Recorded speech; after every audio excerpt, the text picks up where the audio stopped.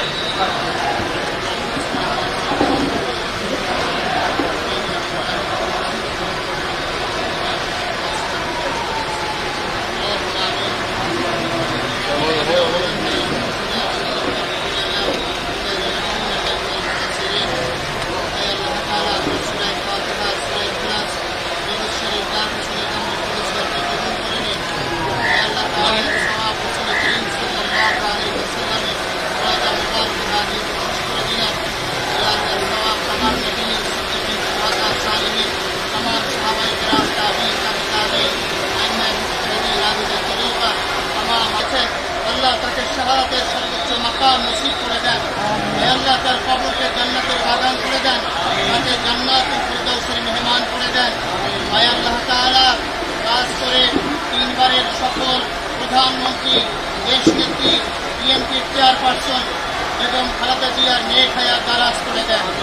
আল্লাহ তাকে পরিপূর্ণ সুস্থ করে দেন, আশিফায়ে আদিলা কামেলা গায়েবা নসিব করে দেন। আল্লাহ তাআলা আমাদের বর্তমান বিএনপির যিনি ভারপ্রাপ্ত চেয়ারম্যান জনাব তারেক রহমানের নেক হায়াত দারাজ করে দেন। আল্লাহ তিনি এই দেশকে করার জন্য যেই শপথ নিয়েছেন, যেই প্রত্যয় ব্যক্ত করেছেন, এই চমৎকার বক্তব্য 25 তারিখে দিয়েছেন, আল্লাহ তার বক্তব্যের আলোকে একটি সুন্দর দেশ করার তৌফিক নসিব করে দেন। আল্লাহ তাআলা আল্লাহ স্বাধীনতার সার্বভৌমত্ব রক্ষার জন্য জনাব তারেক রহমানের সাথে আমরা ঐক্যবদ্ধ হয়ে কাঁধে কাঁধ মিলিয়ে একটি সুন্দর দেশ করতে পারি, সেই তৌফিক নসিব করে দেন।